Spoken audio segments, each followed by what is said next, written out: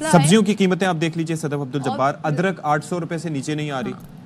Plus ये जो आपके सरकारी निर्ख होते हैं इस पे तो कभी भी अमल दरामद नहीं होता। उसके साथ अगर पेट्रोल प्राइस कम हुए तो उसका रिलीफ क्या है, खास तौर पे क्या किरायों में कमी आई है, बहुत सारी चीज़ें इस पे बात कर लेते हैं और अपने नुमाइंदों से हम जानने की कोशिश करते हैं कि क्या सूरत है।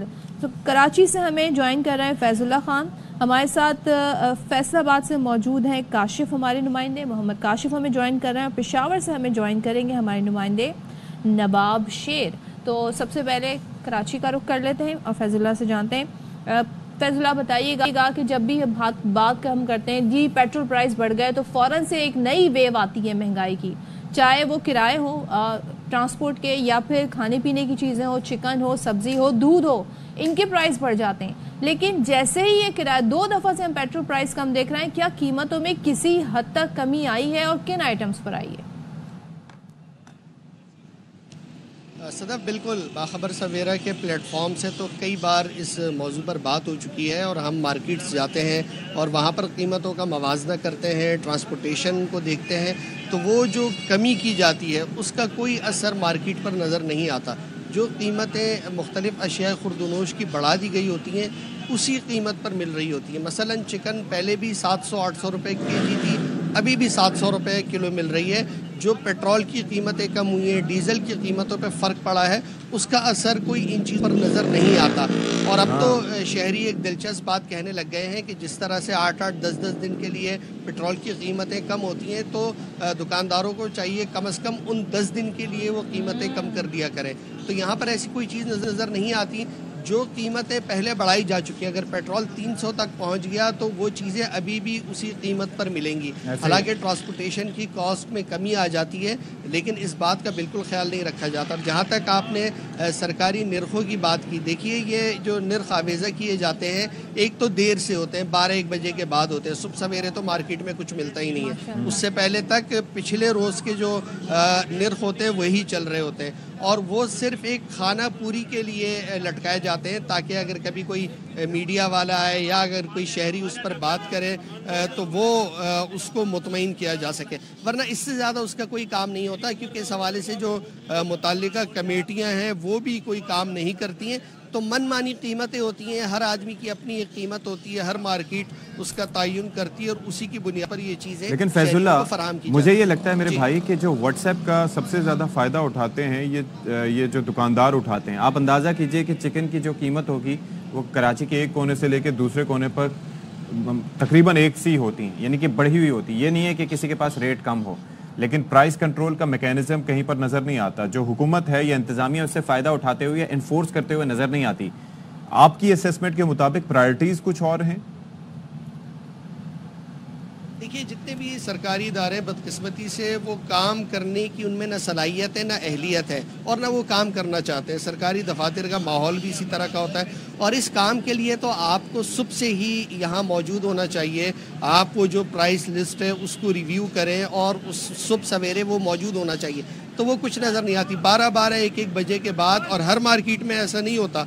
मखसूस मार्केट्स हैं जहाँ पर जो है ये प्राइस लिस्ट लगाई जाती है, तो वो कमेटियाँ ऑफिस में आने का टाइम ही देर से होता है, उसके बाद चाय पानी चल रहा होता है और फिर अगर उन्होंने जहमत की तो वो कुछ बाज़ारों में जाकर कुछ खाना पूरी कर लेते हैं। बल्कि यहाँ सूरत हाल ये होती है, जब ये तजावज़ात हटाने का मामला आता है तो तजावज़ात हटाने से पहले जो KMC या मुतल्लिक़ इदारे उनके अहलकार उससे पहले आके इन्फॉर्म करते हैं कि आप अपना सामान उठा लीजिए, हम ऑपरेशन करने वाले।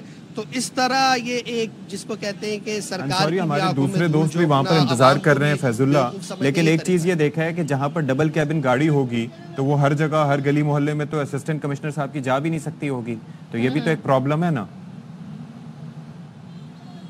बिल्कुल, ये प्रॉब्लम तो है। छोटी गाड़ियों में साहब नहीं बैठ सकते और जो कराची के मुख्तलिफ तंग गलियां हैं वहाँ पर तो 1300 सीसी या 1000 सीसी की गाड़ी जा सकती है। अब डाला तो उन गलियों में नहीं जा सकता, कैसे जाएगा? और फिर साहब के लिए बाहर निकलना और दुकानों पे जाना, ये भी डाले की बेहरमती है ये।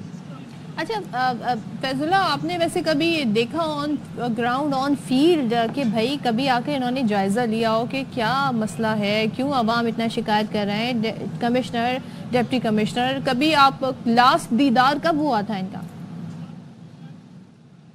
सदब, एक इंटरेस्टिंग बात आप ये देखिएगा, हमारे जितने भी ये हुक्काम है, कमिश्नर, डिप्टी कमिश्नर और मुख्तलिफ इदारों के सरबराहान, ये मई जून जुलाई की तपती हुई गर्मी, जब टेम्परेचर कोई 40-50 को छू रहा होता है, ये सूट में घूम रहे होते हैं। तो आप ये इससे अंदाज़ा कर लें कि ये अगर सड़कों पे निकलें, बाज़ारों में जाएं, तो इनको पता चले ना कि मौसम क्या है। तो ये तो मौसम की मुनासबत से इनके लिबास भी नहीं होते, तो ये अपने ठंडे कमरों से, ठंडी गाड़ियों से, मीटिंग से और 5 सितारा होटल से बाहर निकले तो इनको पता चले कि क्या हाजिम बंगवार से आपको ये शिकायत नहीं हो सकती, उनका कोई कनेक्शन ही नहीं है। मैंने कहा हाजिम बंगवार से आपको ये शिकायत नहीं हो सकती। चलें हम पैसा देखिए, इस तरह से तो चंद एक मिसालें जरूर मौजूद हैं कि लोग काम करते हैं, लेकिन जो अक्सरियती रवैया है वो इसी तरह का है। चले ठीक है। काशिफ मेरे भाई, आप हमारे साथ खासी देर से मौजूद हैं। ये ज़रा बताइएगा कि कराची का शिकवा तो हम कर रहे थे, फैसलाबाद में सिचुएशन क्या है? क्या वहाँ पर भी निर्खों के हवाले से ऐसी प्रॉब्लम्स पाई जाती हैं? क्यों? वजह उसकी जानने की ये है कि हम पंजाब के हवाले से बात करते हैं कि वहाँ पर चीज़ें निस्बतन दूसरे सूबों की निस्बत बेहतर हैं, तो क्या प्राइस कंट्रोल का ऐसा कोई मैकेनिज्म है कि वहाँ पर हुकूमत इस पर काम करती है या नज़र रखती है या तवज्जो देती है? जी, हुकूमत जो है, जो फैसलाबाद की ज़िला इंतज़ामिया है, एक काम करती है कि सिर्फ हर रोज़ एक रेट लिस्ट जारी कर दी जाती है 11-12 बजे के बाद। लेकिन अगर मंडियों की बात कर ली जाए तो वहाँ पर सुबह 4-5 बजे से ही बोलियाँ लगना शुरू हो जाती हैं सामान की, जिसमें सब्जियाँ हैं, फल हैं, दीगर जो आइटम्स हैं खाने पीने की।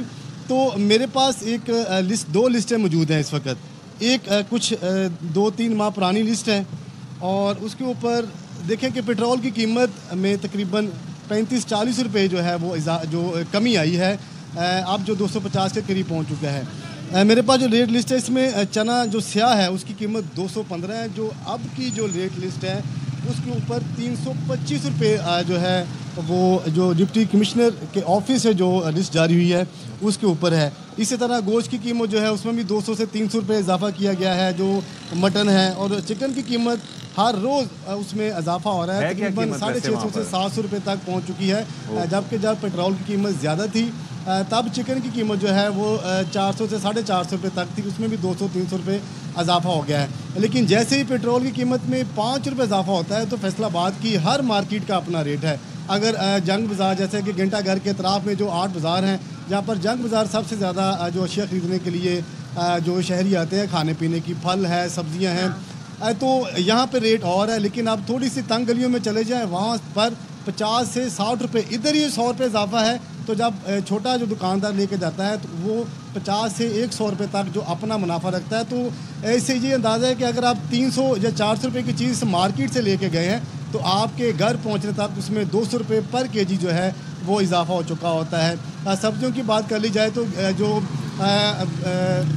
बंद गोभी है या गोभी है, फूल गोभी है और किया कद्दू है, भिंडी तोरी है, सब कीमतें जो हैं वो आसमान से बातें करती हुई नज़र आ रही हैं। तो जो डिप्टी कमिश्नर और जो प्राइस कंट्रोल कमेटियाँ बनाई गई हैं, महज जो एक फॉर्मेलिटी पूरी करती हैं। 3 से 4 दुकानदारों को कभी कभी निकलते हैं मार्केट में, जुर्माने करते हैं, अपनी अच्छी कभी कभी नजर तो आ जाते हैं। यहाँ की जब हम बात कर रहे थे कराची की, तो यहाँ तो नजर भी नहीं आते हैं। तो ये जरा सा हम थोड़ा इंतजामी मामला भी जानने की कोशिश कर रहे थे कि क्या थोड़ा चेक एंड बैलेंस रखा जाता है, क्योंकि यहाँ तो हमें कोई चेक एंड बैलेंस नहीं रखता। तो क्या पंजाब में ये कल्चर है इस तरीके, इसको कौन मेक श्योर करता है कि ये हो, ये रिलीफ पहुँचे? नहीं, चेक एंड बैलेंस कोई नहीं है, महज एक लिस्ट जो है ना, मैंने जैसे दिखाया है कि ये 2 रेट लिस्ट हैं।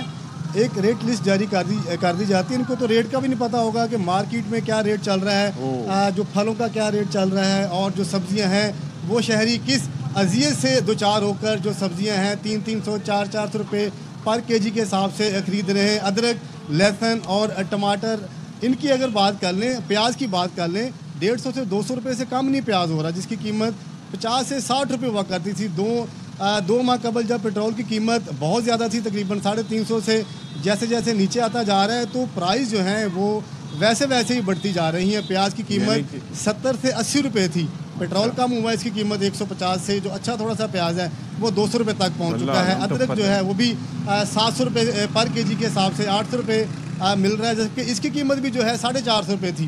तो लहसुन हर चीज़ जो है उस ये अजीब ही चक्कर है कि बजाय कीमतें नीचे जाने के ऊपर जाती जा रही हैं। तो नवाब साहब, नवाब शेर हमारे भाई, काफ़ी देर से आप मौजूद हैं, बहुत शुक्रिया आपका कि आपने इंतज़ार किया इतना।